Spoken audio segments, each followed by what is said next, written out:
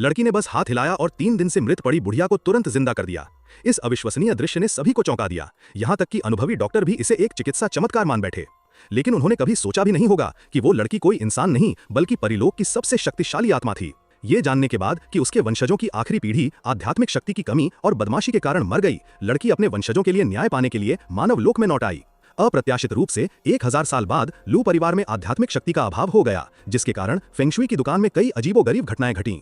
पहले किसी ने सुरक्षा के लिए प्रार्थना की, लेकिन उसके पैर में चोट लग गई, और फिर किसी ने धन की गणना की, लेकिन अंत में सब कुछ गंवा दिया। अब बुढ़िया ने दुकान से एक ताबीज खरीदा था, लेकिन उसे उम्मीद नहीं थी कि वो अचानक मर जाएगी, इसलिए उसने सभी का गुस्सा भड़का दिया और हर कोई गुस्से में था और उसकी दुकान को तोड़ना चाहता था। इस महत्वपूर्ण क्षण में लड़की पतली हवा से सभी के सामने प्रकट हुई। लड़की वारिस का शरीर उधार लेकर दुनिया में लौट आई। उसके पिता ये देखकर चौंक गए कि वो अभी भी जीवित है। लड़की लू परिवार की प्रतिष्ठा को बहाल करना चाहती थी, जो हजारों सालों से तत्वमीमांसा का परिवार है। उसने अपनी शक्तिशाली आभा से सभी को चौंका दिया और उनमें से कुछ ने उसे एक देहाती लड़की के रूप में देखा और उसे मारने के लिए तैयार हो गए। लड़की ने उसे एक नजर में ही जगह पर जमा दिया और उसकी दहाड़ ने प्रतिक्रिया करने से पहले ही उसे खून थूक दिया।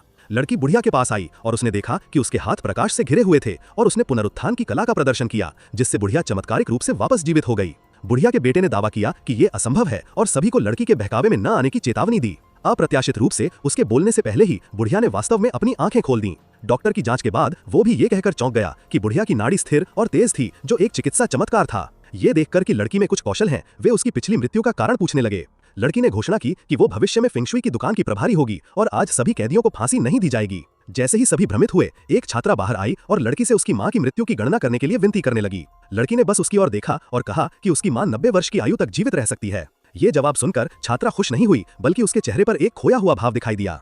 पता चला कि घर पर उसकी मां अक्सर उसके साथ दुर्व्यवहार करती थी। वो न केवल उसे मारती पीटती थी, बल्कि उसे उसकी शिक्षा भी छुड़वा देती थी और उसे एक बूढ़े व्यक्ति को रखैल के रूप में बेचने का इरादा रखती थी। जब मां ने देखा कि छात्रा बाहर रहती है और खाना बनाने के लिए समय पर घर नहीं आती, तो उसने सार्वजनिक रूप से छात्रा की पिटाई की। छात्रा घबरा गई और उसने लड़की से उसे बचाने की भीख मांगी, लेकिन लड़की ने दावा किया कि छात्रा का अमीर, कुलीन, खुश और संतुष्ट होना तय था। हालांकि छात्रा लगभग एक कार की चपेट में आ गई थी और उसने सोचा कि लड़की भी उससे झूठ बोल रही है। अगले भाग के लिए सब्सक्राइब और कमेंट